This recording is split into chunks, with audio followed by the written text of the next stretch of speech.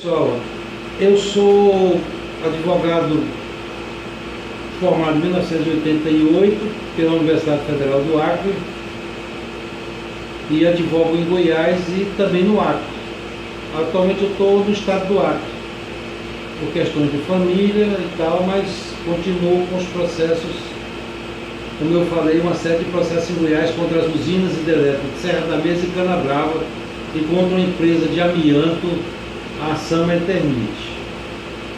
O objetivo principal de estar aqui nesse momento, e eu vou falar esse assunto em poucas linhas, é com relação à justiça brasileira. Por que os tribunais têm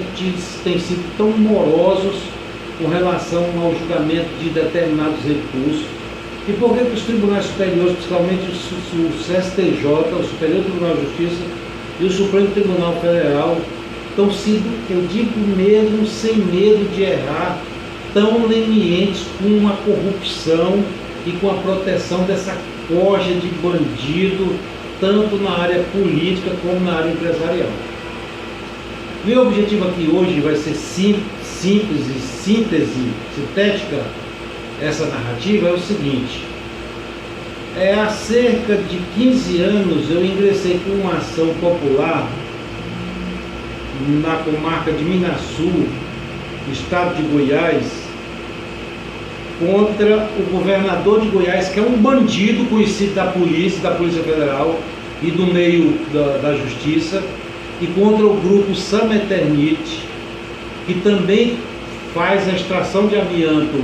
na cidade de Minasul, estado de Goiás, e faz a revenda para o estado de São Paulo, lá onde é industrializado e feito telhas e caixa d'água.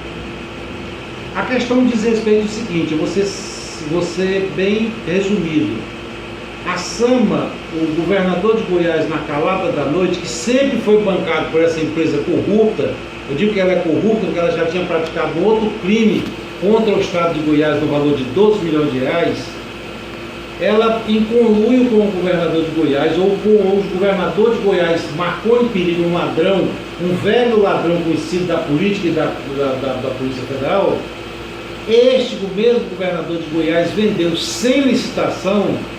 para o grupo Sama Eternit uma área de mais de 1.500.000 metros quadrados de área pública do estado de Goiás, dentro da cidade de Minasul, denominada de Vila de Sama, pelo preço de 190 mil reais. É uma vila com aproximadamente 4 casas. Nós fizemos uma avaliação preliminar, eu e um perito, sem que eles soubessem, e chegamos a uma conclusão que a área não poderia ter sido vendida por menos de 50 milhões de reais. O objetivo desta discussão, o cerne, é o seguinte: em 2006, sabendo que tinha havido a fraude à licitação, ou então ofensa à Lei 4.717, especialmente a Lei 8.666 de 1993, eu ingressei com uma ação popular na mesma comarca de Minasul, pedindo à Justiça de Minasul que, informando a fraude que havia sido realizada, os crimes, cerca de 5, 6 crimes que haviam sido realizados em razão da venda, da fraude à licitação, nesta Vila de Sama, em benefício da Sama, pelo governador do estado de Goiás, o ladrão Marconi Perillo. Pois bem, ingressei com a tal da ação popular em 2006. A parte da ação está aqui neste documento. A ação foi interposta em 2006. De 2006 agora até 2017, apesar de eu insistir para que os juízes, especialmente uma juíza chamada Hannah Cândido, que é outra corrupta, em conluio com esses ladrões, que mora na casa de um dos ladrões, a ação foi proposta em 2006 e se encontra até 2017, ou seja, passado 11 anos, ela está parada. Foi feita apenas 3 ou 4 despachos dessa ação. Nunca essa ação foi submetida à instrução de julgamento e nem à sentença. Agora, pasmem os senhores, apesar de centenas de reclamações que eu fiz para o Tribunal de Justiça e para outros órgãos, Recentemente, agora em 2007, está aqui, ó, Conselho Nacional de Justiça, tá aqui o documento, eu encaminhei para o senhor Corregedor Nacional Corregedor Nacional de Justiça, é bom que você grave aqui, ó, Ministro João Otávio de Noronha, Ministro Corregedor Nacional de Justiça. Em síntese, eu aleguei para o ministro o seguinte: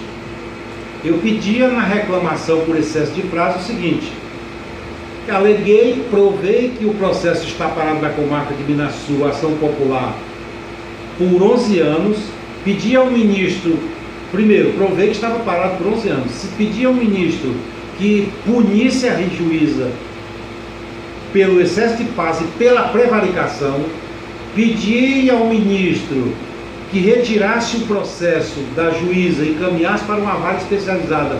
da cidade de Goiânia, capital do estado de Goiás, da Fazenda Pública, para que ele julgasse o processo, e também pedi ao mesmo ministro, corregedor João Noronha, corregedor nacional do Ministério Público, para que ele determinasse ao Tribunal de Justiça do estado de Goiás, para que este determinasse a juíza, para que se tirasse 2 cópias da ação popular. Primeiro,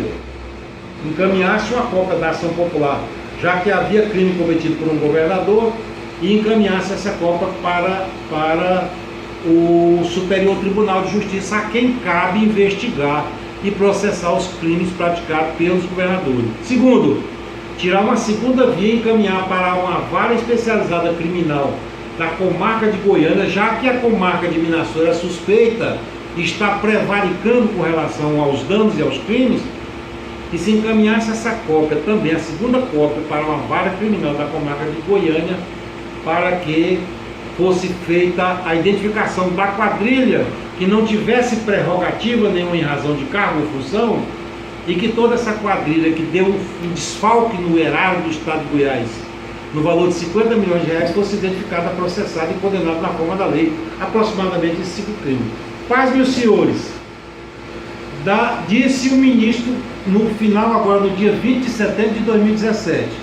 da análise dos documentos que instruem esses feitos, depreende-se que a questão foi adequadamente tratada, sendo satisfatórios os esclarecimentos prestados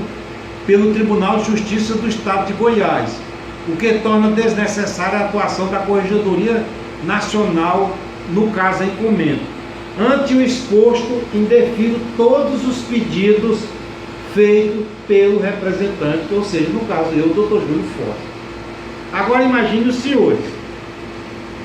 eu diria agora, sem a menor sombra de dúvida, que esse ministro, João Noronha,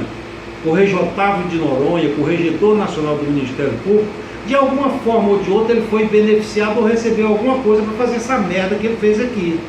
para indeferir uma reclamação por excesso de prazo, onde eu provo com todos os documentos que o processo está parado por 11 anos e ele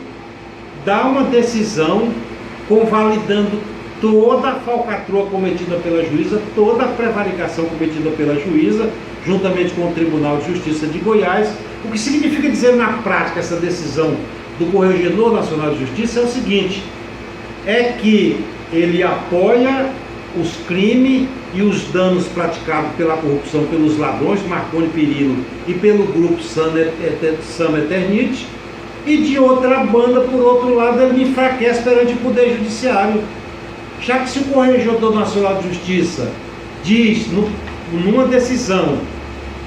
que um roubo de 50 milhões de reais praticado contra o Estado de Goiás está correto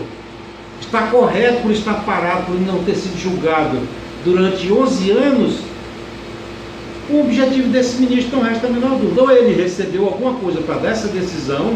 ou ele está apoiando esta quadrilha para que o crime seja convalidado e realmente o grupo Sam Eternit fique com a terra, ou então ele quer, com essa decisão, que se evite que o governador do estado de Goiás seja investigado pelos crimes que cometeu e o restante da quadrilha. Neste vídeo vocês verão os documentos, esta gravação, e os documentos sobre a decisão do ministro. Boa tarde.